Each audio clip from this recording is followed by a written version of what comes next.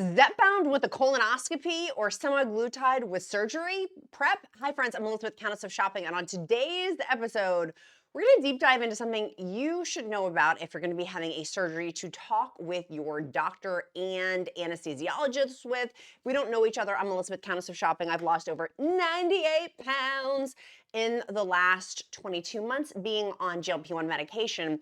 And on today's episode, I wanna do a deep dive into some new information that's come out. As always, I'll link and cite my sources down below. Being factually accurate is important to me. In addition, down there, I have a ton of free resources for you, a free encouragement group if you're on GLP-1 medication, whether you're on semaglutide or ZEPBOUND or WEGOVY or whatever.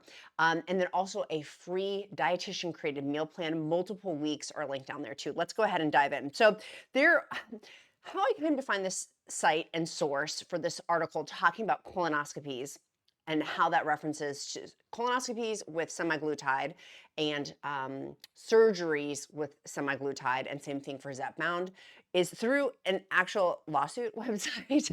I wasn't looking for that. I had been prepping and looking eventually for plastic surgery to have my loose skin removed, having lost 98 pounds. There's a lot going on there.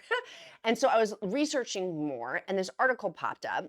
But it was actually a really, really good article that linked to science-based websites like JAMA. And so while this website is interesting, the more importantly is the science behind it, and it actually links to really credible science procedures. So it's basically saying that inadequate bowel prep due to side effects with Ozempic, Mounjaro, WEGOVY, ZEPBOUND, semaglutide carries significant risks with missed lesions, canceled procedures, and other complications with colonoscopies.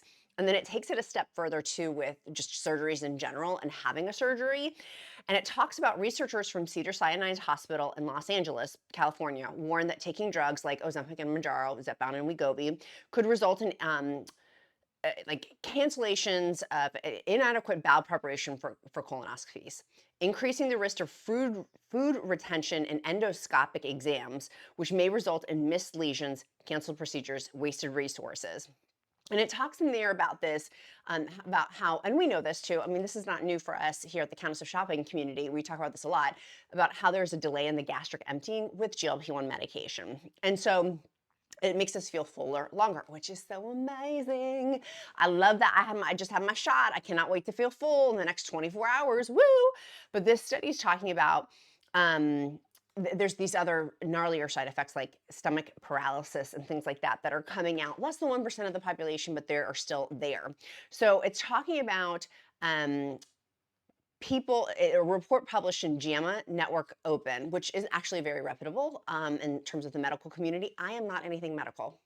I will always punch you, and that's my whole thing, punch you to having a conversation with your healthcare provider.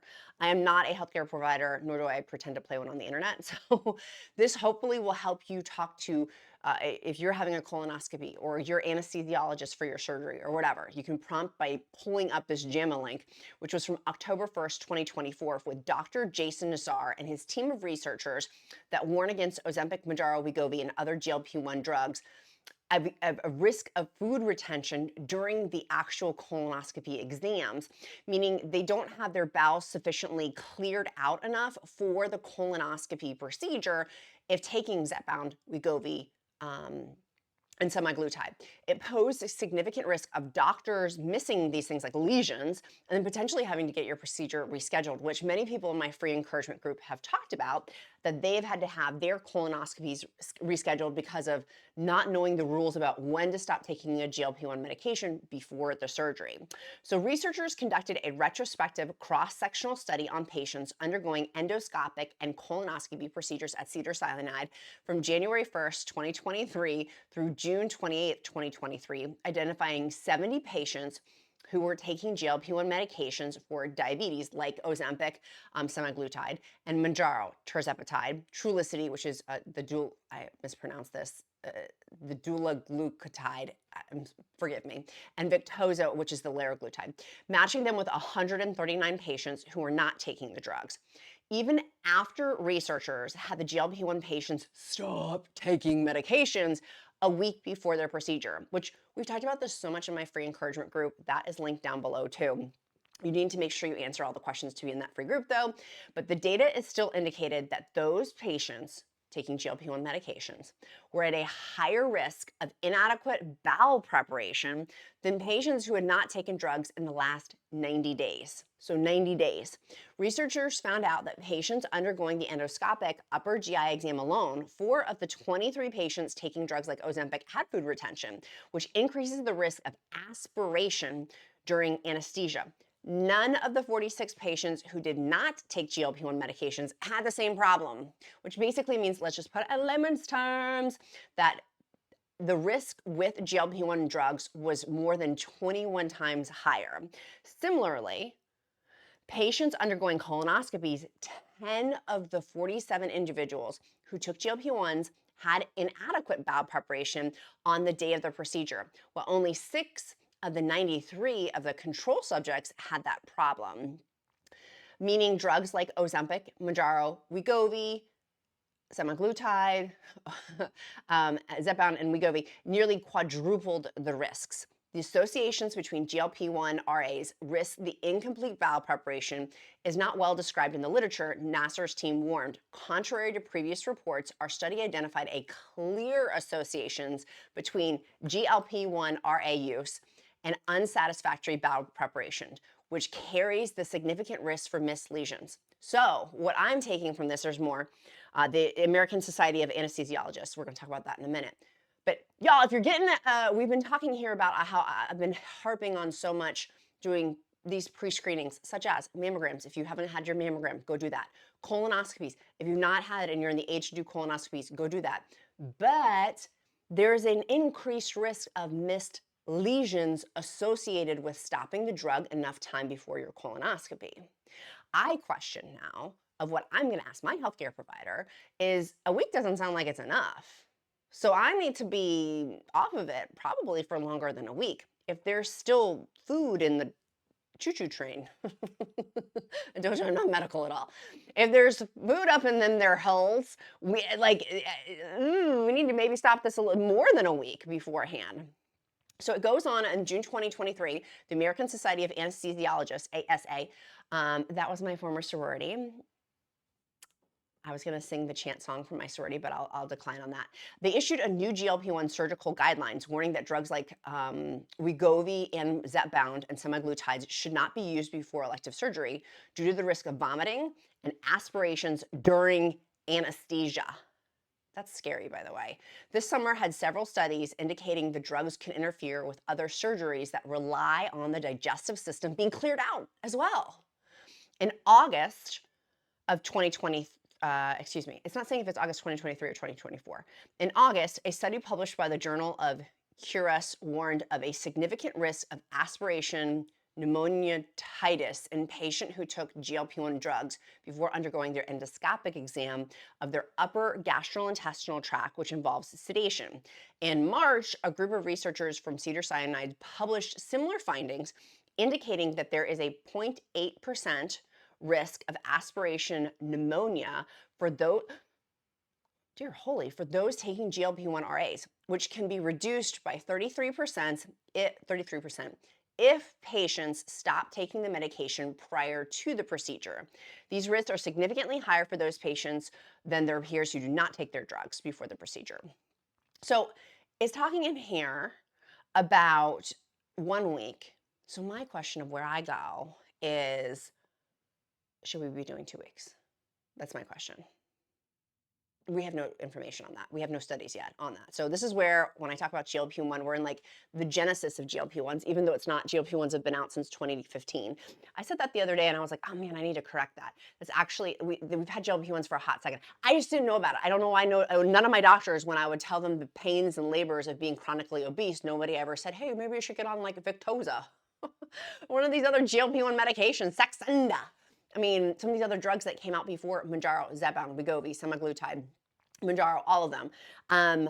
So that's crazy to me. Anyways, this is fascinating. And then this article, this is where it talks about like GLP-1 delayed gastric emptying litigation. I'm not going to go into that because there is claims for that. And if that is happening, the gastric paralysis, with one of our viewers who's spoken to me actually does have, and I'm sure there's probably others too.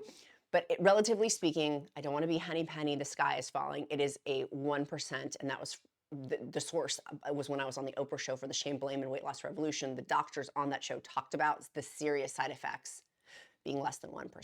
So this poses a bunch of questions. I had opened up the JAMA study, which I wanted to go over too, talking about these new guidances with it as well, and the surgical risks associated with it, about not, I mean, it's talking in here about a week before surgery, but this is where I question, it's not in here. I question, maybe it shouldn't be a week, maybe it should be 2 weeks. And then for us who are taking these drugs, for me, I was off of the medication just for a couple of days, and I had serious food chatter come back. And I feel like I'm kind of, in a loving way, a whack job case in that sense of like, I've always had very, very strong food chatter and food noise. And so when it got silenced, it was such a anomaly to me, like, oh my goodness, I can't believe this is the miracle.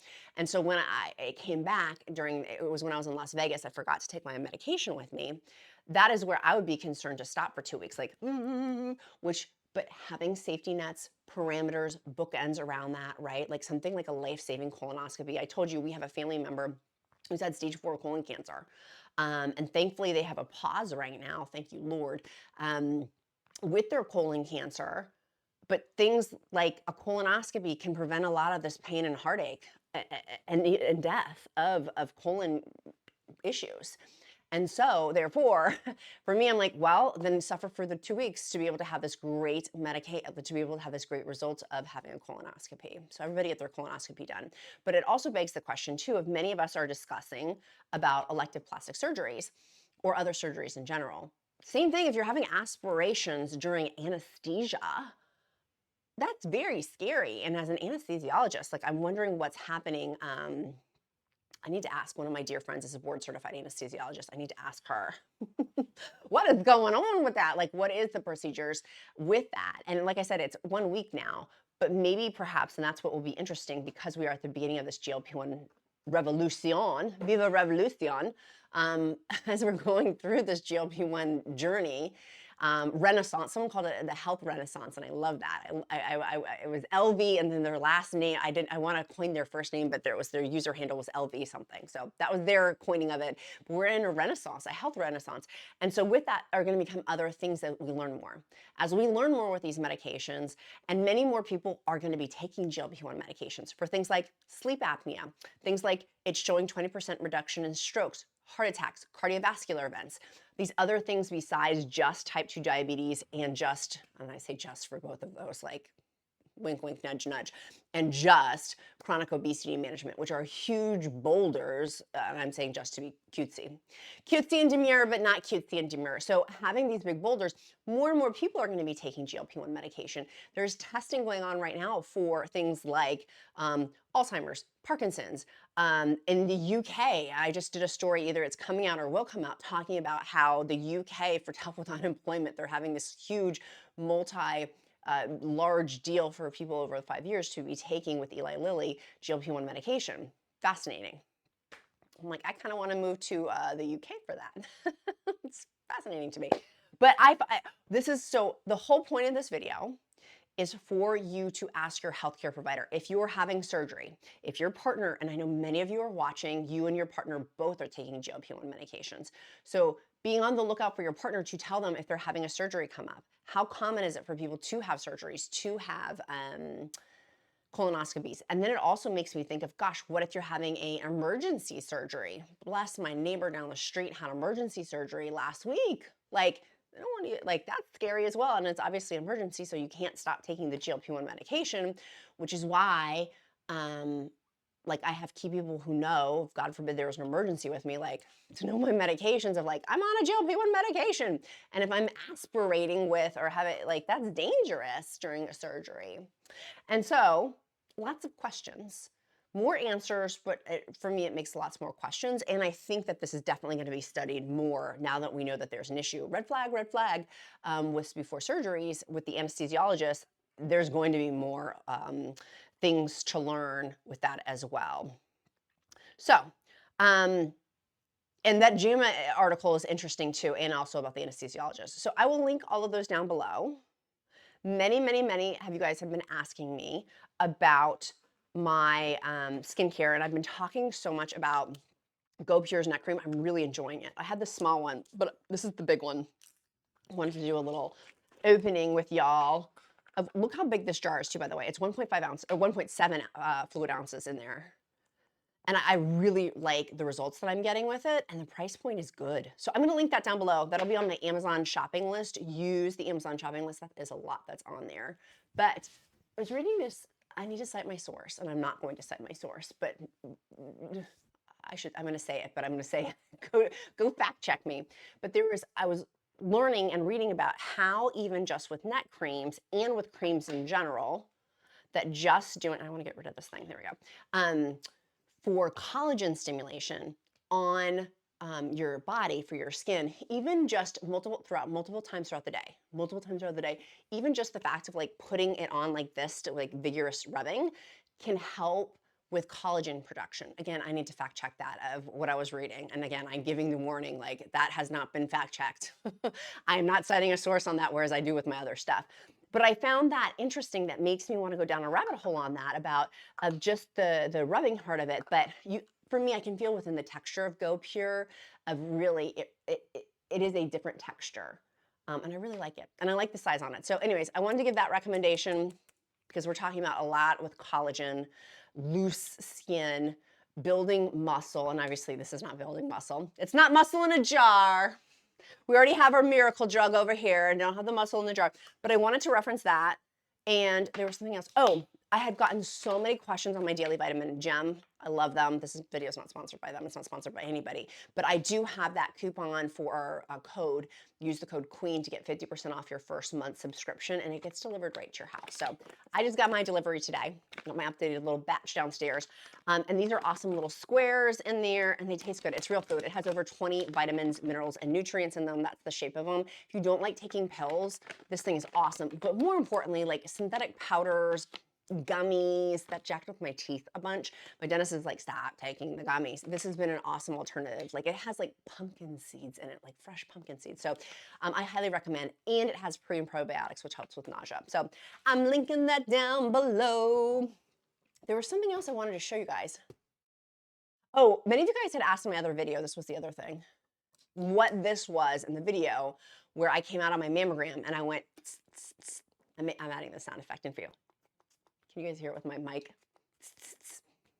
It's Touchland hand sanitizer. It's pricey, but man, oh man, am I obsessed with it. If you're a germphobe like I am, I highly recommend. That smells pretty good. It's the vanilla blossom scented. That one's good. I do not like the scent lavender though. I had that in my car and it smells yucky. So don't get that one. Get the other ones. And I don't get the single packs because they're like 15 bucks. But if you get them in a bundle, you can get them for around the $10 range. And these are awesome. I travel with them. They're easy just to like spritz, spritz, spritz and go like this. And I like it because it's not messy. Germphobe, reporting for duty, sir. And then behind me is, of course, my protein shakes with Bioptimizers. Use the discount code QUEEN. Okay, my sweet friends, it's been an interesting show. I just want to slather this everywhere. I want all of it. Oh, and their eye cream is delicious too. The GoPure one, I'll link that down below too. The eye cream is amazing. Okay, sweet friends, I'm off to go. You know what I did today? I have to tell you, I have to side brag for a second. My workout today was playing football with my kid. I'm like, he was stunned. I'm like, do you want to go play football? Like just throwing the ball is what I mean. I was like, do you want to go play football? He's like, yes, of course I do. And I got to play with him for like 20 minutes. I got to check my Oura ring of how many calories I burned. I feel like it was a lot because I was hoofing. And it's the second day in a row we've done that. And I feel like super mom. I'm taking care of my health. I'm like, it was a huge non-scale victory. So I wanted to share that. And I want you, for our accountability question today, tell me what your non-scale victory is down below, meaning an NSV, non-scale victory. So it's not related to your weight loss total. Like it's not like, oh, I lost 98 pounds. It's I did X, Y, and Z because of my weight loss. If you're just starting or you've been on for a hot second, tell me your non-scale victory today down in the comments. And number two, our emoji of the day. I didn't think about what our emoji of the day was going to be. I feel like, golly, now I feel such pressure. It's going to be lips. I was looking at I was looking at both of my lip stuff because my lips have been getting so dry, and so I've been using my lip stuff. It's lips. And people are like, why did you do emoji of the day? Emoji of the day helps me to get to know you better because I truly do care, and that pattern recognition of an easy emoji. You can type in lips too if you're not near an emoji to use. It's also our bat signal that I'll pray over you. If you don't believe in prayer, I'll uplift you in positive thought because all are welcome here at the Countess of Shopping table. Okay, and I'm gonna go let a bunch of people into the free encouragement group. If your Facebook account is less than 5 years, you're probably getting flagged as spam. So just shoot me an email. My email's in the description link below. Just click that ... more button. It will show you all of my links. There's a lot of them to resources. And make sure you share this video with your GLP-1 bestie. Everyone needs to know this information. Like, this is a big deal. Like, we need to be this, and like where it's when you increase on your dose that women should be taking birth control besides birth control pills.